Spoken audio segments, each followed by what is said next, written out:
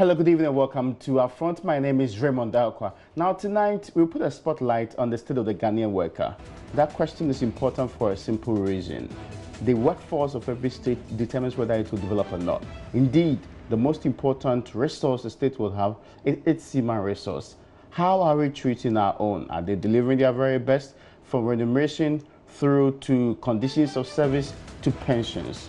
Now, this comes on the heels of the president giving the Ministry of Employment 3 months, 90 days to clear out all outstanding labor issues so that there will be peace on the labor front. Today, we will delve into those issues too and get to unravel them. See what are the best solutions out of this. Ultimately, how do we get to have first-class human resource in this country, delivering the right kind of development to every corner of the country as is required? After the break, I'll let you know who my guest is on our front today.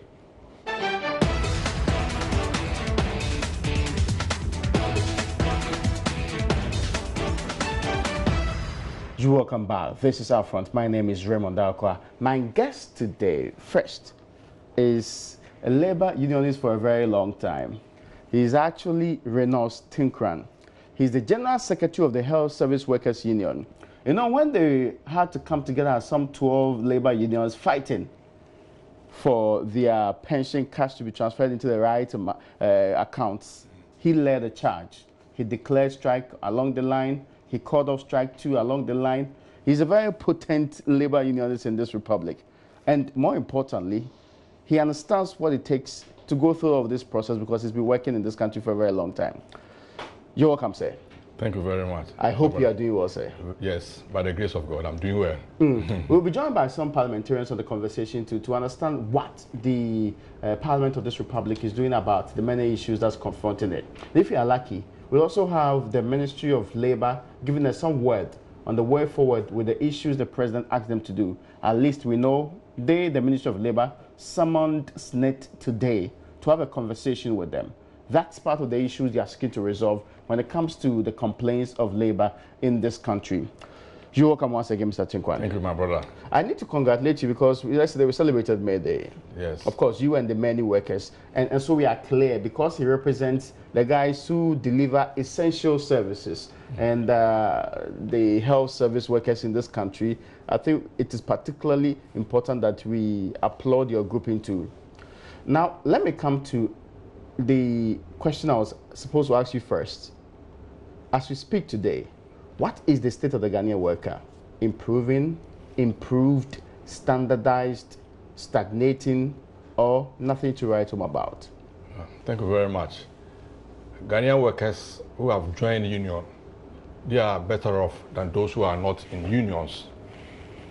Those who are in unions, they have collective agreements covering their conditions of services and so on. And they are okay somehow. But it is not what we desire. If you look at the salaries that we are receiving now, it is not enough. We would have wished that we receive a higher remuneration for what we do. Yes, but your salary gets increased every year. Yes, by almost about 10%. By 10%. Every year. Immediately 10% is increased, then taxes increase. Taxes? Yes, and then we've been increasing taxes in this country. Actually, I thought we were reducing the brother.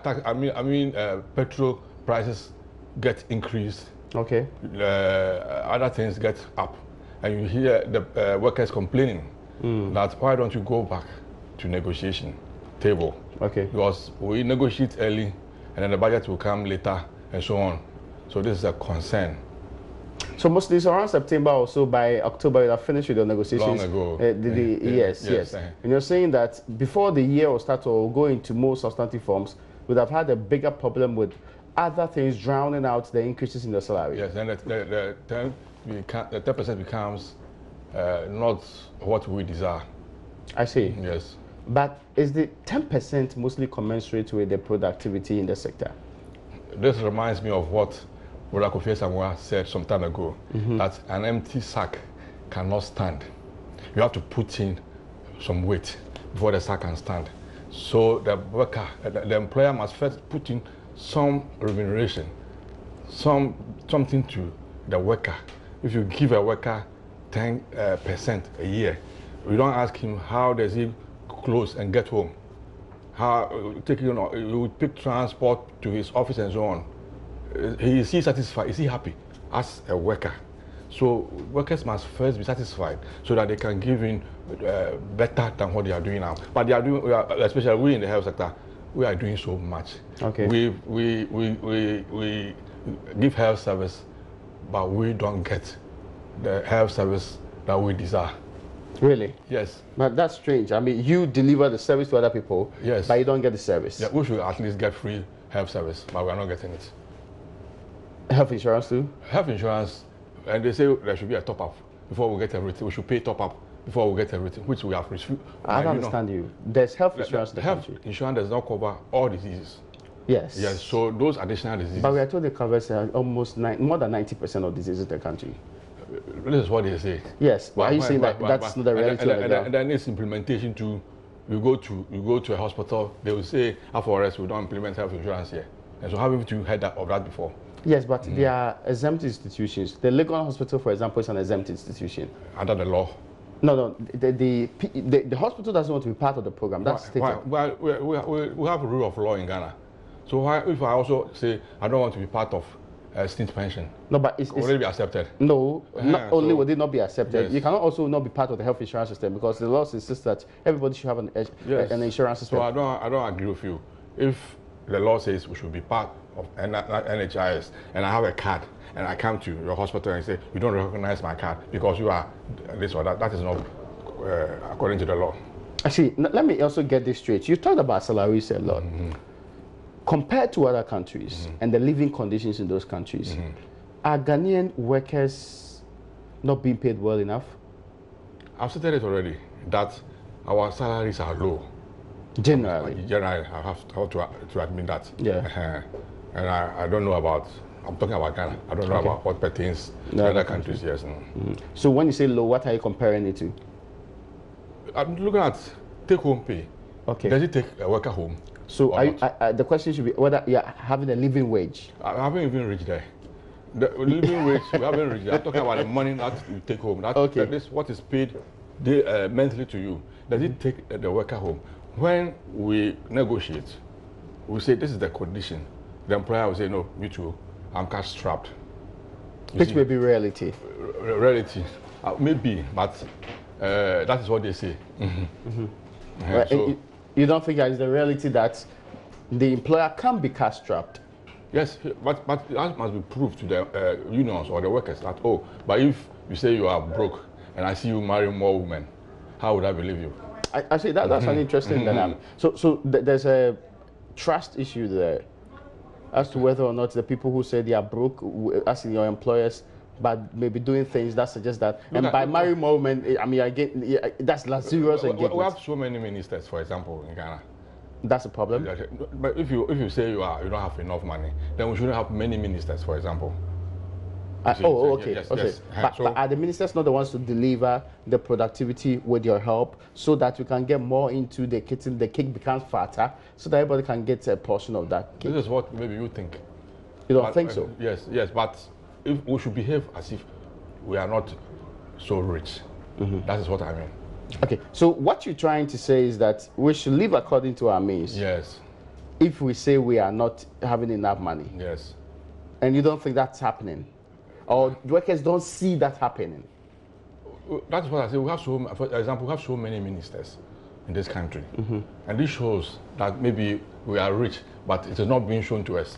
I see. That's the sign. Yeah, that's the sign, yes.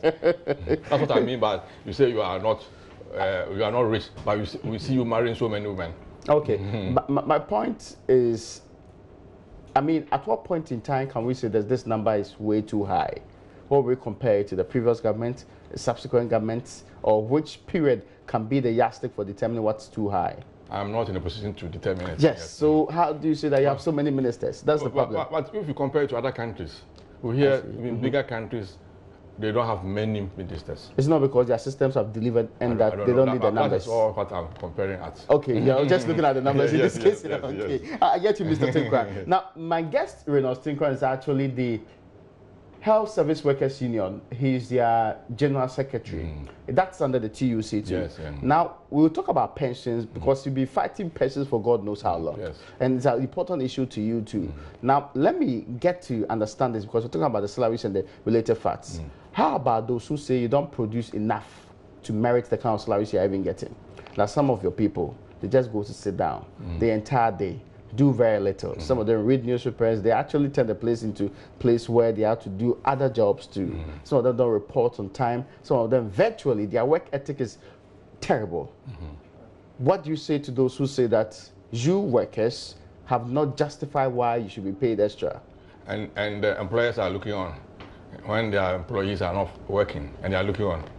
This is a story to me. It's not true. Yeah. I don't know. You've not heard it before? It is rumor. It's rumor? It has been rumored that some of the workers do such things. Really? But I have not seen this thing. There's never been a report of lackadaisical workers who are substandard in their delivery. And they are still working. Yes. And the employer is looking on. I have not seen. Because they just don't want to remove them. They fear the brunt of you, union leaders, and your coercive forces through strikes and other things. No, we are not coercive. It is management who don't want to respect the laws of this country, who are afraid of the unions.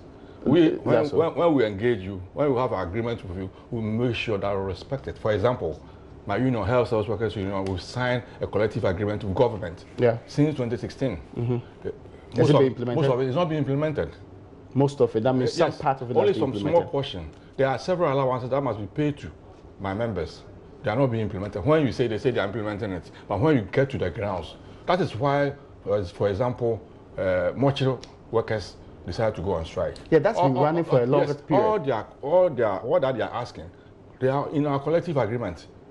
It's been agreed to already. Yes, that's you should provide protective clothing to the that's employee. Basic. Yes, you should allow the worker to go on leave. You should get overtime and so on. These are all enshrined in our collective agreement, but the government is not implementing it. That's why they are always, saying they want to go on strike. If those things have been implemented, they will not have any grounds to say we want to go on strike. But strikes are supposed to be last resort. Yes. It looks like in this country, we make it look like it is the first thing to turn to when all of the conversation seems to be starting. Not in my union. We have several cases pending that we have been fighting for.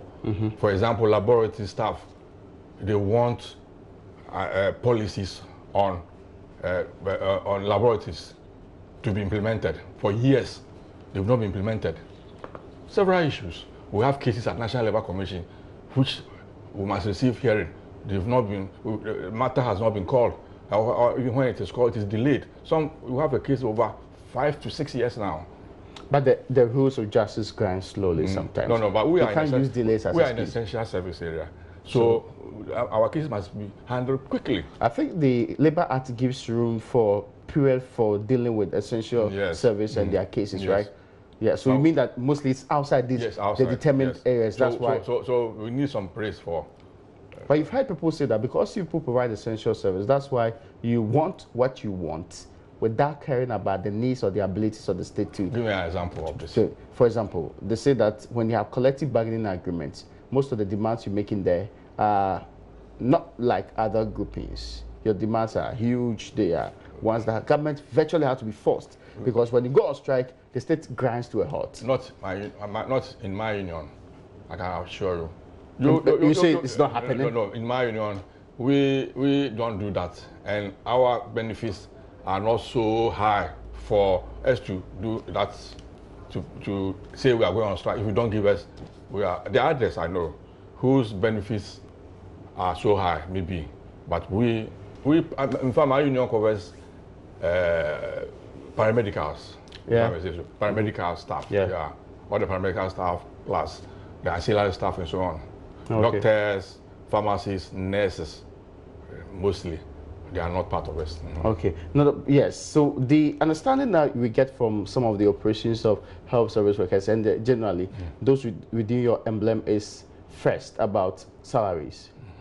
I mean, what you're saying is that you are perpetually not happy with the salaries you are receiving. But it is a general matter. What I mean is that it's not only about the health sector. Yes. When we were on the health sector salary structure, our salaries were higher than all sectors in the public service. But we came on board the single spine salary structure, and a Libra in any public service receive the same salary. This is the situation now. Oh, okay. So you had the highest levels of salaries previously. Yes. But now you are just like any other person. Yes, and a Libra. But that's like the rationalization that the single spine brought you with. Yeah, and we have been arguing that a Libra in the health sector should be earning more than a Libra elsewhere, because is that not the sense of mentality that entitlement that? No, it's not everybody who can help work in the health sector. Some people will run away when they are employed in the health sector because of the conditions, the work setting in the health sector. Some people fear blood; they don't want to see dead body, and so on. I don't know your situation anyway. So I see.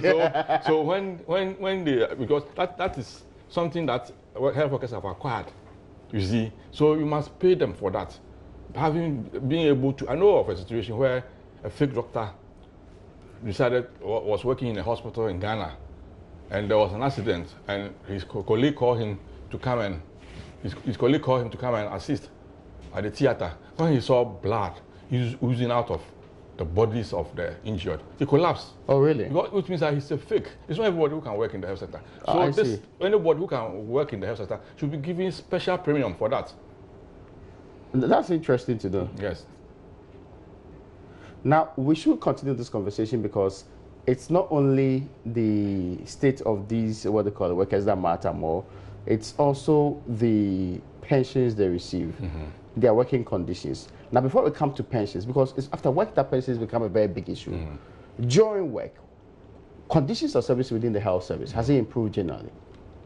Not much. That's why I'm complaining that our conditions of service. I mean, I want to isolate salary as one of them, yes, and remuneration. I'm looking at the other things like protective equipment, like tooling for working, yes, like workstations and the improvements and the standards that we're supposed to maintain. Has it generally improved? The hospitals have a problem with occupational health and safety, and my union intends to conduct some investigation, some research, because what we are hearing from the hospitals, and there are some people don't get protective clothing, there are some dangers at certain places and so on. If you go to the mortuaries on Fridays, you see families attacking mortuary staff. People are drunk and they come there to claim their bodies of their families. Okay, so the occupational hazards related to it. Yes, it's very high. Still? Yes. And I don't know what government has done about it. But can anything be done about that situation? Yes, there should be some research to see what the challenges are so that they are resolved. So we want to take it upon ourselves to do that research. To probe the... To prove to all and sundry that the hospitals are not safe for the workers. But recently, some of the hospitals got the approval from the Health Facilities Regulatory Authority. That means they are standardized. Specific operating systems work just like they should work anywhere else. Like, well, I don't know what to For example, the laboratories within Kolebu were specifically certified to be of standard, meeting the requirements of the Health Facilities Regulatory Authority. That will tell you that, I mean... Where was it done? Because you have even brought a matter. You say it wasn't done? What I mean is that yes, we have regulatory service. We have Allied Health Council. Yeah. That must regulate work of the Allied Health workers. The council has not been set up yet. I see. You see, in fact, many councils have been set up. That particular council, and it's of major concern to health workers. That's why we have set up all the other professions except Allied Health Council. Why is it so? What's the reason they give for that? Unless you ask the government, 2 years on over. They're not giving you any reason. They have not been set up, and we have been making noise. The laboratory staff, the association, they've been making noise about it, but it has not been set up yet. That's an interesting development. So, what would the council do that is not being done now? That setting up will resolve. They must make policies. I see. They must know who qualifies for what category of job and so on. If it is not in place, then we are not safe. Who approves that this category of workers to do this work and so on? Okay. Yes. It's an interesting development. Now, what I need us to do is I will take a little break. When we come back from this particular break, we'll continue with that conversation, and then the minority deputy spokesperson on employment will also be joining this conversation. We will try hard enough to go to the minister and his deputy who are in Tema, engaging more with some workers of the MDS, the people who are building some form of facility at the Ghana Ports and Harbours Authority. The questions being asked there will equally be brought on this table for our conversation on the state of the Ghanaian worker.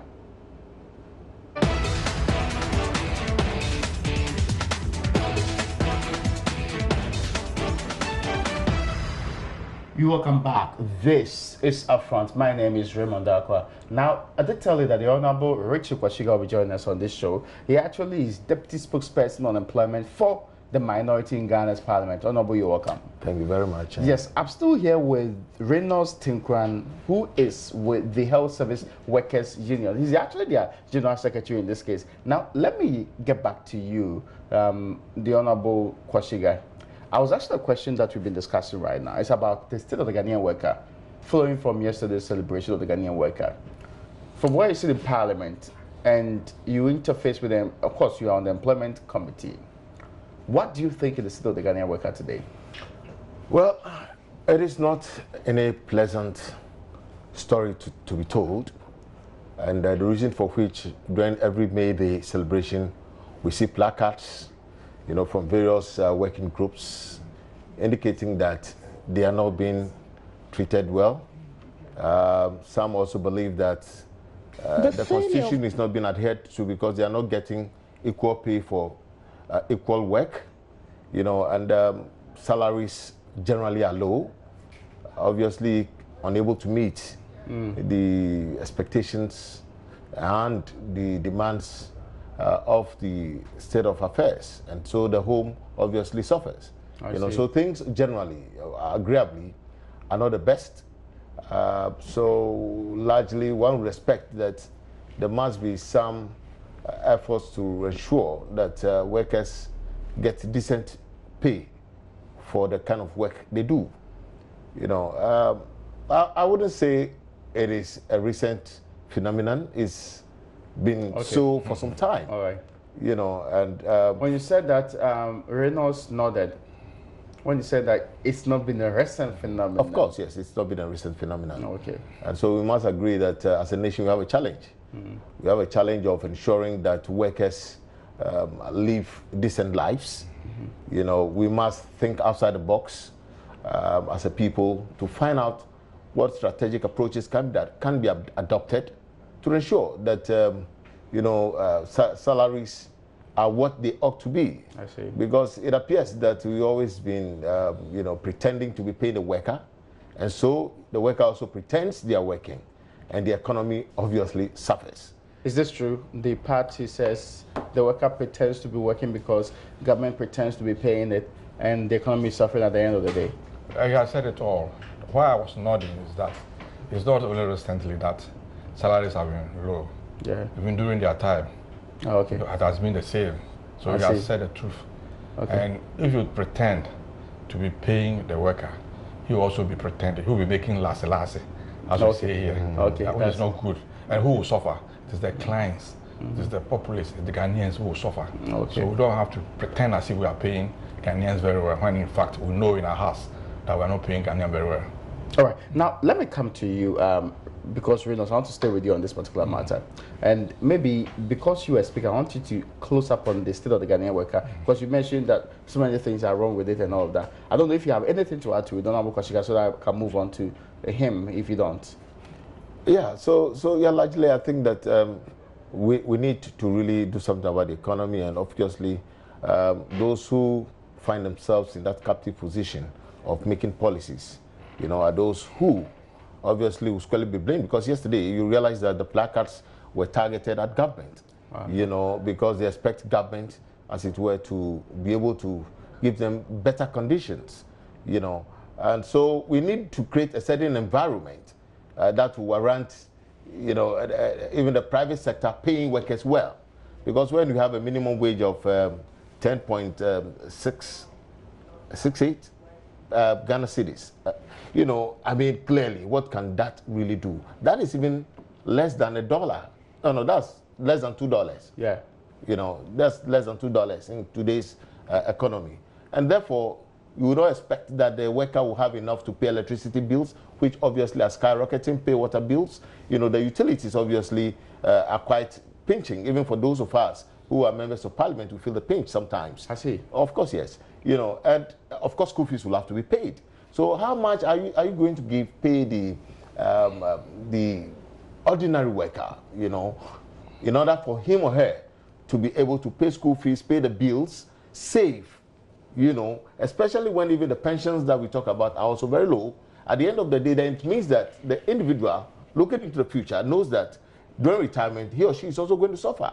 You know, so if the salaries or the wages that workers are paid are short up, then it means that all these things will have a brighter outlook. Now again, also, what therefore means is that government must be able, as it were, to create a certain environment where, you know, the nation can generate enough revenue in order to be able to pay the workers. Even today, we are told that a chunk of the monies that are collected by way of revenue are spent on remunerations. You know, and if we are spending so much on remunerations and we are not coming up with strategic approaches, as it were, to increase how much revenue we can generate, then it means that we will continue as an economy to rely on borrowing from external sources, especially when our economy is an import-driven economy. I see. Which obviously is being impacted by the dollar, which is, you know, is galloping gradually. You know, so there is a real challenge, there is a real problem, and we need to come together as stakeholders. I mean, this is not a matter of, okay, those in government alone should be able to address the issue.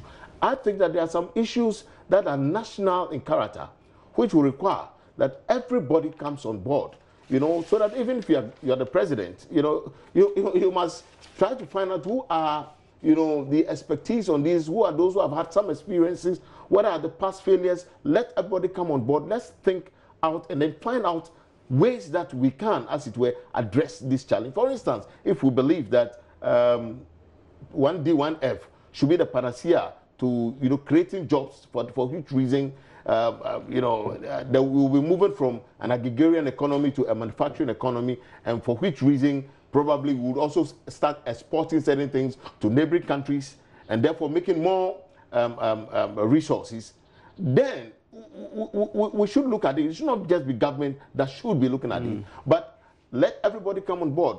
Those in the minority, you know. I see. I mean, even Pakwesi Indom's party, the PPP. the PPP, because Dr. Pakwesi Indom, as an individual, has a lot of economic background with some degree of experiences. You know, bring all these people together. Jobs and, yeah, he has created some jobs. Yeah. A lot of which have suffered in recent times, though. You know, so bring all these people on board. Determine a lot of it has suffered. Oh yeah, we know. I'm sure you are not a stranger in Jerusalem. Yes, you'll be hearing from the other knows about Gold Coast securities. Beyond that. Well, yeah, but let me not delve into that. I think that when we bring all these people together, you know, devoid of the politics, you know, we are sincere to ourselves, believing that this is a national agenda. Okay. How do we deal with it? Because you see, tomorrow, posterity will not forgive those of us who find ourselves in a captive position of leading, you know, or have been placed in this position of, you know, overseeing affairs of the state. Okay. You know, so we must do things bearing in mind that there's a tomorrow to live for, if not for us, but for our children. I get your point. Now, let me drill down to the pensions matter. Now, it is one of the reasons why the president was asking the labor minister to fix all of these labor issues in 3 months. I'll come to you because you, Reynolds Tinkrad of the Health Service Workers Union, have been at the forefront of some of these fights for a very long time. Currently, exactly what are the major problems with our pension system in this country? Thank you very much. I heard Senate boss saying pensions are low because contributions are low. That's what he said. I support him. He's right. But I'll add that Senate has made it worse for the worker. Really? And I'll prove it tonight. How? And I'll also say that Senate pension is good for the Ghanaian worker. But SNIT is not using the right computation in calculating it. It's not calculating it right. So SNIT is not calculating this right? Yes, that's why SNIT pension seems so low to all of us, and I'll prove it. Show me the proof. This is the law. And this is Social Security law? Yeah, PNDC law 247. Okay. It states that, this is form 36123. This is a formula for computation of pension, and it states, the minimum pension payment shall be based on 50% of the average annual salary for the 3 best years of a member during his working life. We use average of the best 3 years. The formula is average of the best 3 years annual salary during the worker's working life, multiplied by pension right. Pension right is arrived at looking at the number of months that the worker has contributed. Okay. If the worker has contributed for 20 years or 240 months, he gets 50%. Every additional month attracts 0.125% until he hits 80%, which is 40 years or 480 months. So this is the simple formula for calculating SNIT pension. That is the problem is with the lump sum. And instead of using, so if a person has worked for 20 years continuously, for example, he must have had 20 annual salaries. That is during his working life. Yeah. So the key words are annual salary. So pick 20 annual salaries, pick the 3 best out of it, and divide it by 3, you get the average. Then you multiply it by the pension right. SNIT doesn't do that. They don't want to hear the word annual at all. Look at what is in their flyer here. If you like, you will read it and see. Okay, so multiply. For the avoidance of that, to calculate your pension, multiply your best 36 months, 3 years, average salary by your pension right. So what's the difference between what you said? Did you see annual in it? No. Annual salary. Did you see any annual salary in it? No. But this is talking about best 36 months. In fact, in the law, where you have to use months, it states. Where you have to use annual, it states. The law says every month contribute so much. Why don't they contribute annually? The law does not say so. Yeah, that's but true. Instead of using annual, they pick and choose 36 months to represent 3 best years. That's not position of the law. What's the difference? Because see, it says that you take your annual salary. Yes, average of the best 3 years annual salary. 3 years. Your working life, yes. But 3 years is 36 months. The law did not say months. It said annual salary, all the local pensions. So are you saying that when you average with 36 months, it's lower than the annual one? Yes. Is that what you're saying? Let me give you an example how they do. Okay. If a person retired on 1st April this year, SNIT will pick 3 months, January, February, March, salary, say, add it up, put it aside, and go and pick 9 months last year. And then he says, this is the best annual salary, which will be lower than what appears on your pay slip. Really? Yes, annual salary is what has been negotiated by the employer and the employee. And it runs throughout the year, unless there's an increment or there's promotion or something. Yeah. Otherwise, annual salary for January will be the annual salary for December. That's true. But they said no. They are saying because you work up to you work up to April, you didn't work up to December. The remaining months, they don't have to take maybe the whole. They don't have to take care of the whole year. But the law did not say pick and choose. But let me first of all tell you what type of pension is SNIT. Okay. SNIT is a defined pension scheme. There are 2 types of pension: defined pension scheme and defined contribution scheme. SNIT pension, Cap 30, and all others are defined pension scheme, and this is what it is. Defined benefit scheme is a type of pension with formula for computing benefit clearly set out by law, predetermined by formula, and nothing else.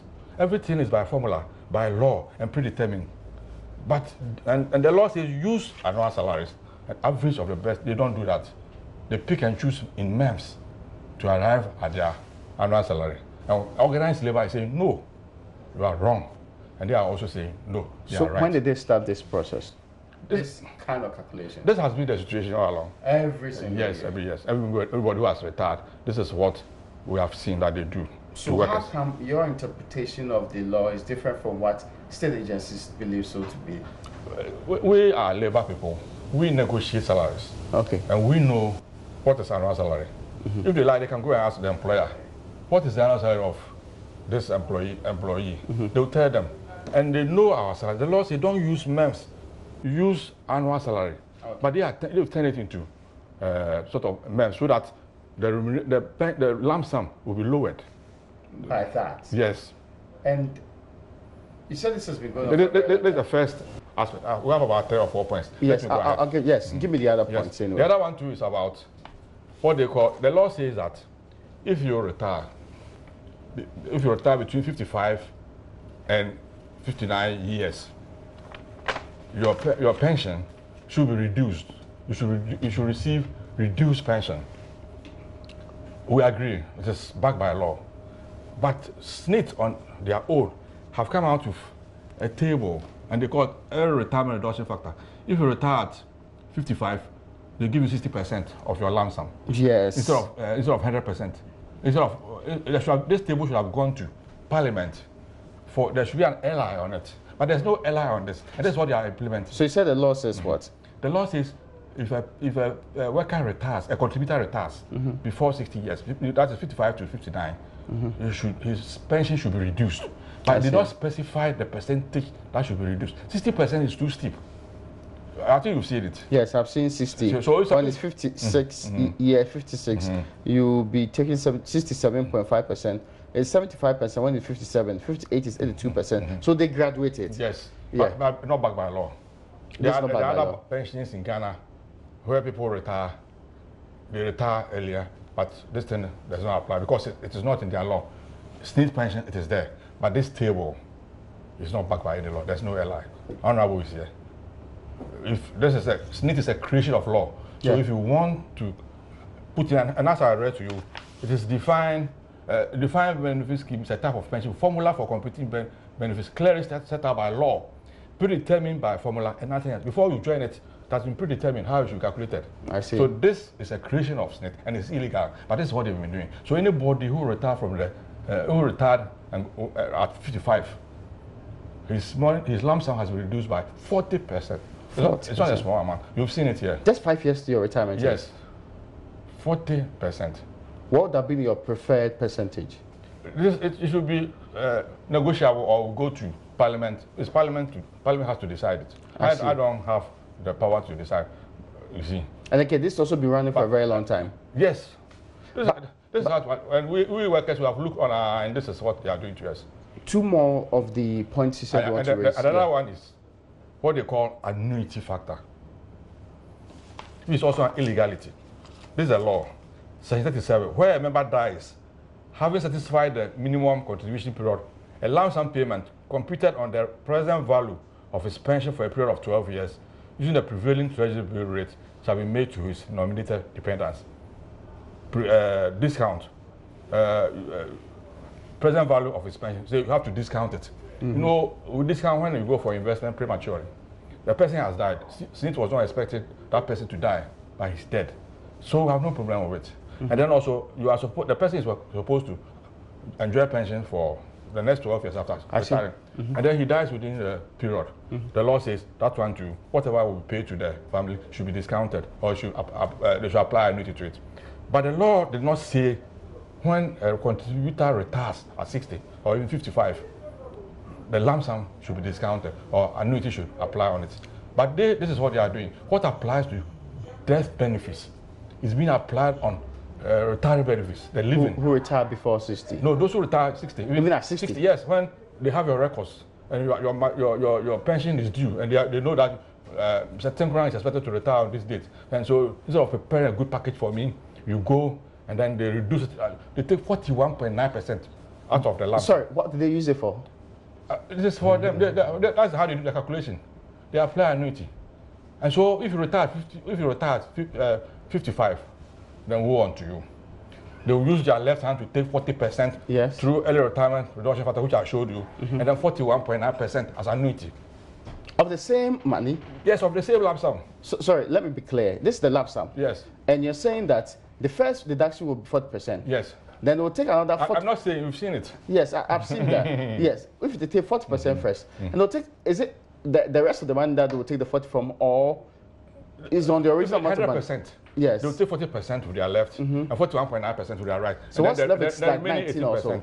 Yes, 18 and then 80% will be given to the person who retired at 55 years. This is not normal.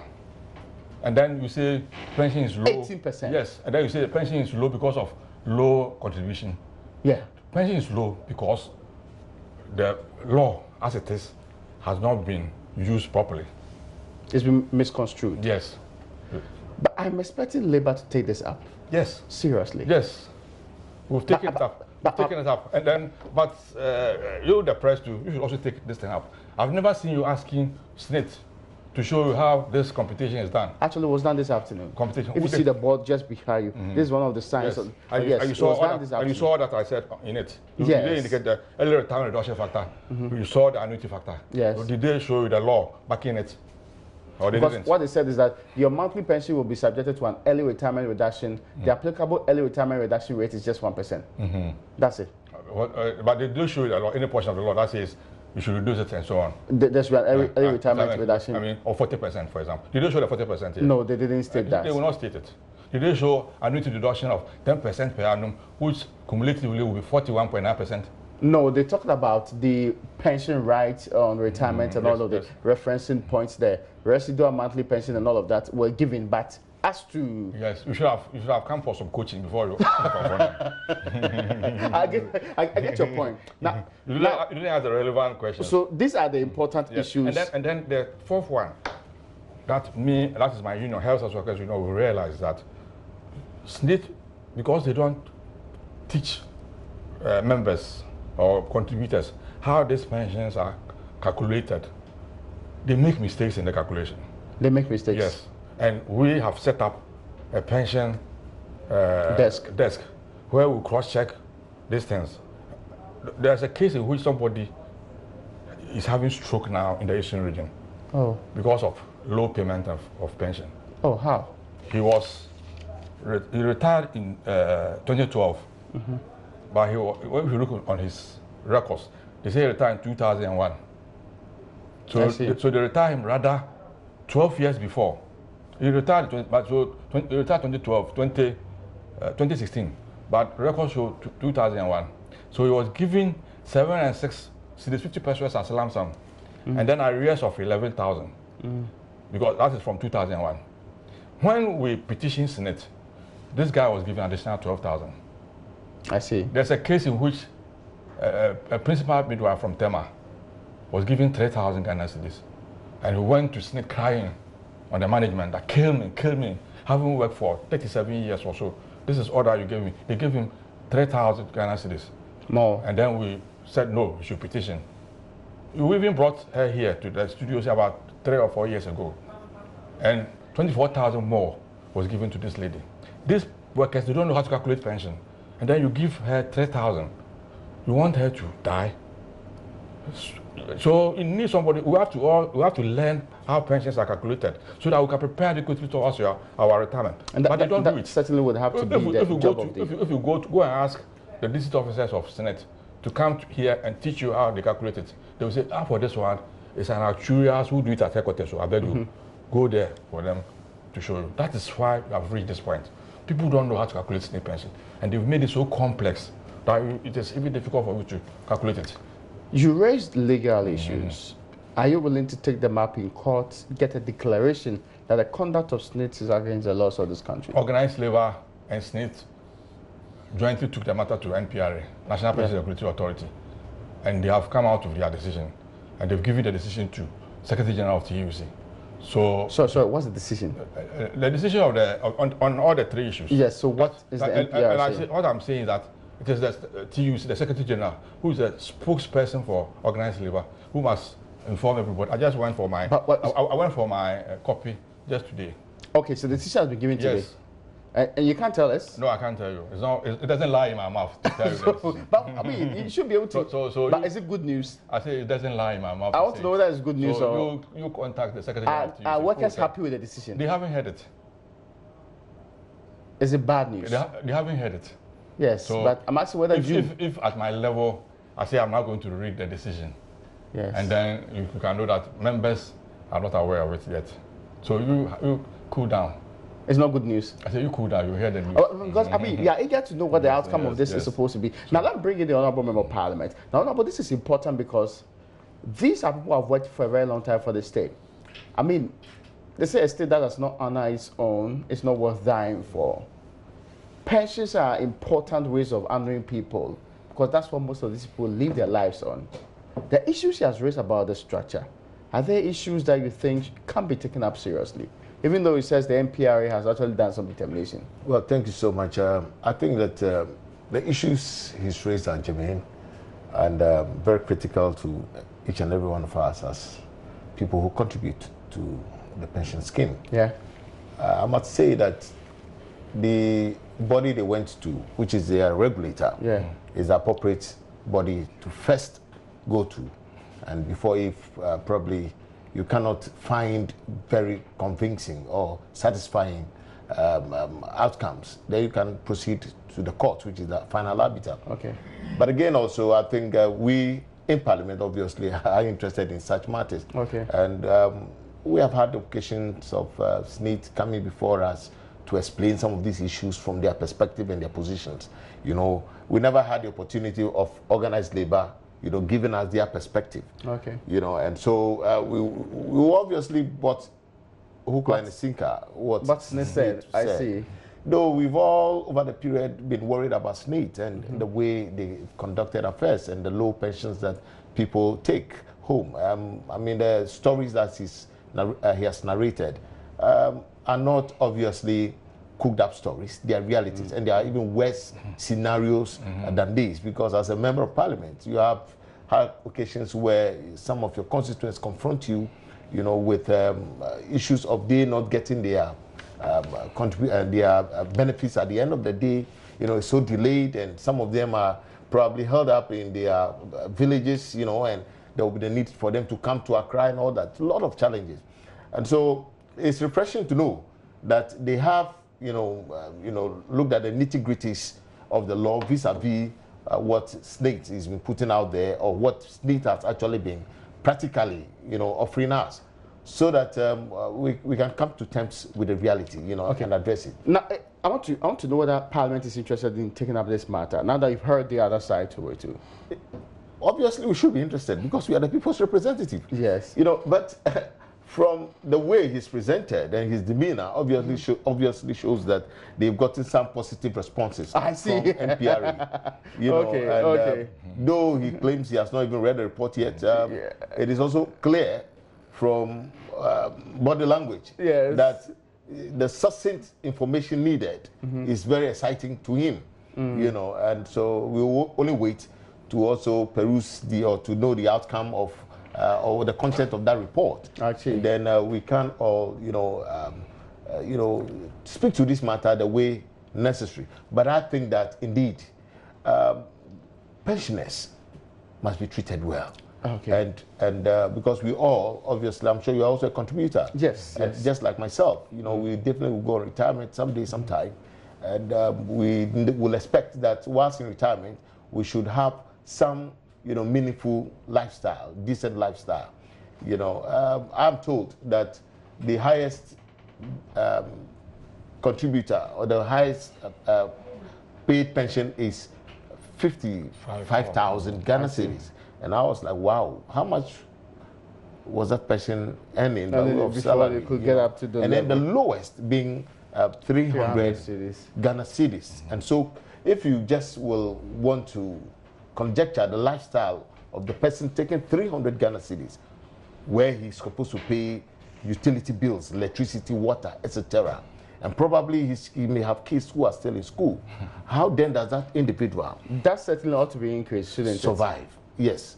So those who probably have been cheated and they are taking, you know, some reasonable pensions like 55,000 must not rest on their earth and be excited. Okay. We are looking at the generality of the Ghanaian people, you know, and so if the majority, the vast majority, are taking very low pensions, we must be very much worried about it. And again, he pointed to certain things where people's retirement, people don't retire on their real ages, you know, and SNIT decides that, oh, you retired 2001. Even I am myself a serious victim where SNIT has added 8 years to my age, and I've been there a couple of times. You've been complaining about that. Now, I need to wrap up on this conversation. Do you think that the ministry can resolve all labor issues in 3 months? Well, I was glad when I heard the president say that it should be resolved within 3 months. Yeah. I was quite happy about that. You think it can work? Let's hope so. Okay. How about you? You think I'm excited that Mr. Tinkran has brought forth, the efforts that they have made. Okay. So that at the end of the day, their efforts will not be, owned by some other person as having, worked certain things for, pension matters to be resolved. I get you, but I'm asking whether or not the ministry will be able to resolve all related labor issues in 3 months. Yeah, 3 months I'm doubtful, but I hope that the outstanding ones, because they obviously have resolved a part of it already. Okay. We hope that the outstanding ones, they work tenaciously. Government will work tenaciously. Baf, where you are, is a good friend of mine. I get your point, but I know I have to go. He will live up to the Honorable Richard Kwashiga was my guest, and also here in the studios is Reynolds Tinkran with the Health Service Workers Union. Thank you so much for joining us on today's edition of Our Front.